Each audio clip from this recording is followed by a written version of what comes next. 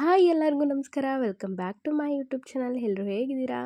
ಎಲ್ಲರೂ ಚೆನ್ನಾಗಿದ್ದೀರಾ ಅಂತ ಅಂದ್ಕೊಂಡು ವಿಡಿಯೋನ ಮಾಡ್ತಾಯಿದ್ದೀನಿ. ಹಾಗೆ ಇನ್ನೂ ಯಾರೆಲ್ಲ ನನ್ನ ಚಾನಲ್ನ ಸಬ್ಸ್ಕ್ರೈಬ್ ಮಾಡ್ಕೊಂಡಿಲ್ಲ, ಪ್ಲೀಸ್ ಎಲ್ಲರೂ ಸಬ್ಸ್ಕ್ರೈಬ್ ಮಾಡ್ಕೊಳ್ಳಿ. ಸೊ ನಾನಿವತ್ತು ನಿಮಗೊಂದು ಸ್ಪೆಷಲ್ ಆಗಿರೋ ರೆಸಿಪಿನ ಶೇರ್ ಮಾಡ್ತಾಯಿದ್ದೀನಿ. ಬನ್ನಿ. ಬೆಂಡೆಕಾಯಿ ಯಾರಿಗಿಷ್ಟ ಇಲ್ಲ ಹೇಳಿ? ಎಲ್ಲರಿಗೂ ಇಷ್ಟ ಇರುತ್ತೆ. ಹಾಗೆ ಸೂಪರ್ ಹೆಲ್ದಿ ಕೂಡ ಹೌದು ಬೆಂಡೆಕಾಯಿ. ಅದನ್ನು ಇನ್ನೂ ಹೆಲ್ದಿಯಾಗಿ ಮಾಡ್ಕೊಂಡು ತಿನ್ನೋದು ಹೇಗೆ, ಹಾಗೆ ಮಕ್ಳುಗಳು ಸಹ ಇಷ್ಟಪಟ್ಟು ತಿನ್ನುವಂಥ ರೆಸಿಪಿ ಕೂಡ ಹೌದು ಇದು. ಬೆಂಡೆಕಾಯಿನ ತುಂಬ ಚಿಕ್ಕದಾಗಿ ಹೆಚ್ಚಿಟ್ಕೊಂಡು ಅದಕ್ಕೆ ನಿಂಬೆಹಣ್ಣು ಮತ್ತು ಉಪ್ಪನ್ನು ಸೇರಿಸ್ಕೊಂಡು ಚೆನ್ನಾಗಿ ಹುರ್ಕೊಳ್ಳಿ. ಅದು ಸ್ವಲ್ಪ ಹುರ್ಕೊಂಡಾದಮೇಲೆ ಸಣ್ಣದಾಗಿ ಹೆಚ್ಚಿರೋ ಈರುಳ್ಳಿನೂ ಕೂಡ ಸೇರಿಸ್ಕೊಂಡು ಚೆನ್ನಾಗಿ ಫ್ರೈ ಮಾಡ್ಕೊಳ್ಳಿ. ಇದು ತುಂಬ ಫುಲ್ ಎಲ್ಲ ಚೆನ್ನಾಗಿ ಫ್ರೈ ಆಗಿ ಅದರಲ್ಲಿರುವಂಥ ಅಂಟಿನಂಶ ಎಲ್ಲ ಹೋಗಬೇಕು. ಅಲ್ಲಿವರೆಗೂ ಚೆನ್ನಾಗಿ ಫ್ರೈ ಮಾಡ್ಕೊಳ್ಳಿ. ಲೆಮನ್ ಒಂದು ಹಾಕಿದರೆ ಆಯಿತು, ಅಂಟಿನಂಶ ಬೇಗ ಹೋಗಿಬಿಡುತ್ತೆ, ಹಾಗೆ ಬೇಗ ಕೂಡ ಫ್ರೈ ಆಗಿಬಿಡುತ್ತೆ. ಯಾರಾದರೂ ಬೆಂಡೆಕಾಯಿನ ಇಷ್ಟಪಡ್ತಿಲ್ಲ, ತಿಂತಿಲ್ಲ ಅಂತನ್ನೋರಿಗೆ ಈ ರೆಸಿಪಿ ಮಾಡಿಸಿದ ರೆಸಿಪಿ ಅಂತಲೇ ಹೇಳ್ಬೋದು. ತಿಂದೇ ಇದ್ದವರು ಕೂಡ ಇಷ್ಟಪಟ್ಟು ತಿಂತಾರೆ. ಹಾಗೆ ನಾವು ಬೆಂಡೆಕಾಯಿ ಪಲ್ಯದಲ್ಲಿ ತಿಂದ್ವಿ ಅಂತಲೂ ಅವ್ರಿಗೆ ಗೊತ್ತಾಗೋದಿಲ್ಲ, ಹಾಗಿರುತ್ತೆ. ಹಾಗೆ ಬೆಂಡೆಕಾಯಿ ತುಂಬ ಆರೋಗ್ಯಕ್ಕೆ ಒಳ್ಳೆಯದು. ಶುಗರ್ ಪೇಷಂಟ್ಗಳಿಗೆ ಹಾಗೆ ಹೆಣ್ಮಕ್ಳುಗಳಿಗೆ ಈ ಬೆಂಡೆಕಾಯಿ ತುಂಬ ಒಳ್ಳೆಯದು. ವಾರಕ್ಕೆ ಒಂದು ಸಲನಾದರೂ ಆಯಿತು ಮಾಡಿಕೊಂಡು ತಿನ್ನಿ, ತುಂಬ ಚೆನ್ನಾಗಿರುತ್ತೆ.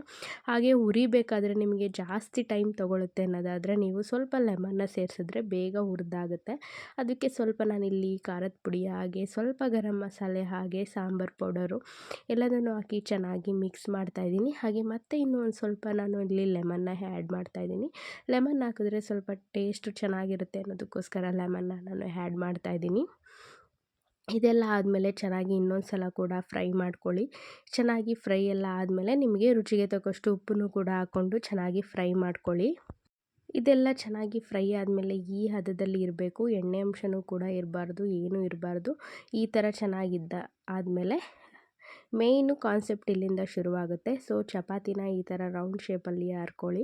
ಇದನ್ನು ಹರ್ಕೊಂಡಾದಮೇಲೆ ನೀವು ಇದಕ್ಕೆ ಸ್ವಲ್ಪ ಎಣ್ಣೆ ಅಥವಾ ತುಪ್ಪನ ಹಾಕ್ಕೊಂಡು ಚೆನ್ನಾಗಿ ಚಪಾತಿ ಸುತ್ತ ಎಲ್ಲ ಸ್ಪ್ರೆಡ್ ಮಾಡಿ. ತುಪ್ಪ ಜಾಸ್ತಿ ತಿನ್ನೋರು ತುಪ್ಪನ ಜಾಸ್ತಿ ಹಾಕ್ಕೊಳ್ಳಿ, ಕಡಿಮೆ ತಿನ್ನೋರು ಕಡಿಮೆನ ಹಾಕ್ಕೊಂಡು ಸ್ಪ್ರೆಡ್ ಮಾಡ್ಕೊಳ್ಳಿ. ತುಪ್ಪ ಇಷ್ಟ ಇಲ್ಲ ಅನ್ನೋರು ಎಣ್ಣೆನೂ ಕೂಡ ಹಾಕ್ಕೊಂಡು ಸ್ಪ್ರೆಡ್ ಮಾಡ್ಕೊಳ್ಳಿ. ಅದಾದಮೇಲೆ ನಾವೇನು ಬೆಂಡೆಕಾಯಿ ಪಲ್ಯನ ಮಾಡ್ಕೊಂಡಿದ್ವಿ ಅದನ್ನೆಲ್ಲ ಇದ್ರ ಚಪಾತಿ ಮೇಲೆ ಎಲ್ಲ ಚೆನ್ನಾಗಿ ಸ್ಪ್ರೆಡ್ ಮಾಡಿ. ಜಾಸ್ತಿ ಕ್ವಾಂಟಿಟಿಲಿ ಬೇಕು ಅಂತಂದರೆ ಜಾಸ್ತಿ ಕ್ವಾಂಟಿಟಿಲಿ ಹಾಕ್ಕೊಳ್ಳಿ, ಸ್ವಲ್ಪ ಕ್ವಾಂಟಿಟಿಲಿ ಬೇಕು ಅಂದರೆ ಸ್ವಲ್ಪ ಕ್ವಾಂಟಿಟಿಲಿ ಹಾಕ್ಕೊಳ್ಳಿ. ಈ ಥರ ಎಲ್ಲ ಹಾಕ್ಕೊಂಡಾದಮೇಲೆ ಕೈಯಿಂದ ಒಂದು ಸಲ ಪ್ರೆಸ್ ಮಾಡಿ ಈ ಥರ ರೋಲ್ ಮಾಡಿ. ಇದನ್ನೆಲ್ಲ ಚೆನ್ನಾಗಿ ರೋಲ್ ಮಾಡ್ಕೊಂಡಾದಮೇಲೆ ನಾವು ಪರೋಟ ಮಾಡ್ತೀವಲ್ಲ ಅದೇ ಥರ ನೀವು ಮತ್ತೆ ರೋಲ್ ಮಾಡ್ಕೊಳ್ಬೇಕು. ನಾನಿಲ್ಲಿ ಗೋಧಿ ಹಿಟ್ಟನ್ನು ಬಳಸಿರೋದು, ಅಂದರೆ ಮಾಮೂಲಿ ಚಪಾತಿ ಮಾಡ್ತೀವಲ್ಲ ಆ ಗೋಧಿ ಹಿಟ್ಟನ್ನೇ ಬಳಸಿ ನಾನು ಇಲ್ಲಿ ಮಾಡ್ತಾ ಇರೋದು. ನಿಮಗೆ ಬೇಕು ಅಂದರೆ ಮೈದಾ ಹಿಟ್ಟನ್ನು ಕೂಡ ಯೂಸ್ ಮಾಡ್ಕೋಬೋದು.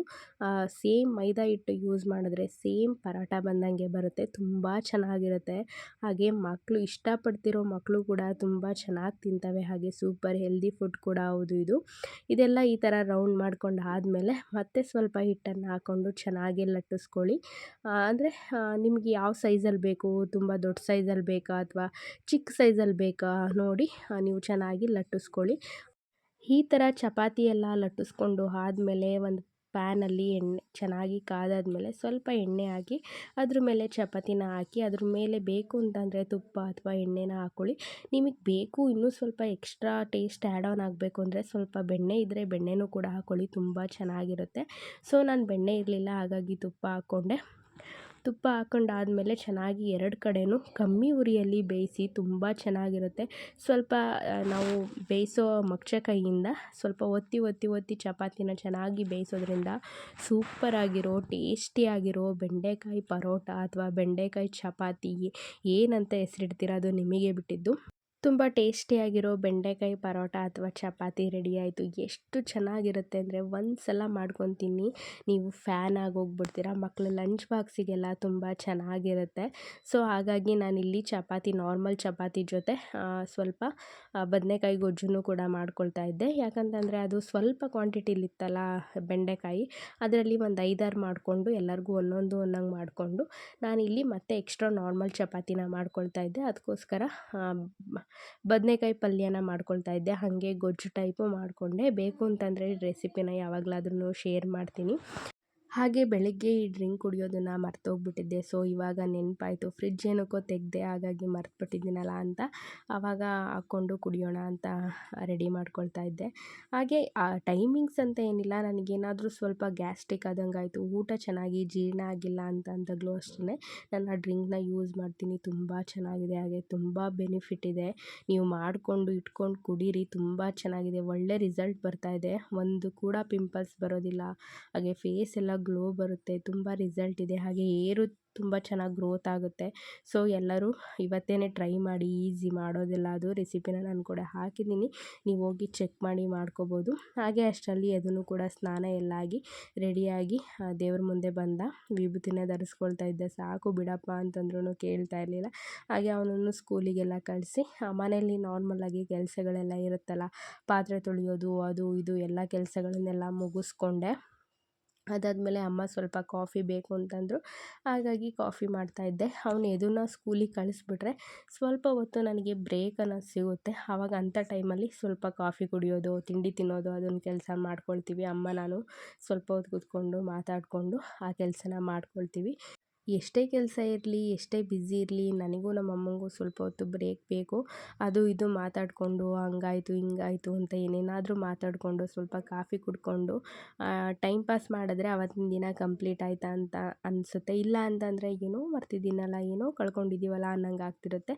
ಸ್ವಲ್ಪ ಹೊತ್ತು ಈ ಥರ ಬ್ರೇಕ್ ನಮಗೆ ಬೇಕು. ಹಾಗಾಗಿ ಆದಷ್ಟು ನಾನು ಅಮ್ಮನ ಜೊತೆ ಅದು ಇದು ಮಾತಾಡಿಕೊಂಡು ಏನೇನಾದರೂ ವಿಷಯಗಳನ್ನ ಕೇಳಿಕೊಂಡು ಟೈಮ್ ಕಳೆಯೋದಕ್ಕೆ ಇಷ್ಟಪಡ್ತೀನಿ. ಸೊ ಇಲ್ಲಿಗೆ ವಿಡಿಯೋನೂ ಕೂಡ ಎಂಡ್ ಮಾಡ್ತಾಯಿದ್ದೀನಿ. ಪ್ಲೀಸ್ ವಿಡಿಯೋನ ನೋಡೋರು ಎಲ್ಲೂ ಕೂಡ ಸ್ಕಿಪ್ ಮಾಡಬೇಡಿ, ಕೊನೆವರೆಗೂ ವಿಡಿಯೋನ ನೋಡಿ. ಹಾಗೆ ಲೈಕ್ ಮಾಡಿ, ಶೇರ್ ಮಾಡಿ. ಹಾಗೆ ಹೊಸ್ದಾಗಿ ಯಾರಾದರೂ ವಿಡಿಯೋನ ನೋಡ್ತಾ ಇದ್ದರೆ ಪ್ಲೀಸ್ ವಿಡಿಯೋನ ಸಬ್ಸ್ಕ್ರೈಬ್ ಮಾಡಿಕೊಂಡು ನೋಡಿ ಅಂತ ಹೇಳ್ತಾ, ಹಾಗೆ ನಿಮ್ಮ ಫ್ಯಾಮಿಲಿ ಫ್ರೆಂಡ್ಸಿಗೂ ಕೂಡ ಶೇರ್ ಮಾಡಿ. ಹಾಗೆ ರೆಸಿಪಿನೂ ಕೂಡ ಶೇರ್ ಮಾಡಿ, ಕಮೆಂಟ್ ಮಾಡಿ, ಹೇಗೆ ಬಂತು ಅಂತ ರೆಸಿಪಿನೂ ಕೂಡ ನನಗೆ ಹೇಳಿ. ಇಲ್ಲಿಗೆ ವಿಡಿಯೋನ ಮುಗಿಸ್ತಾ ಇದ್ದೀನಿ. Bye friends.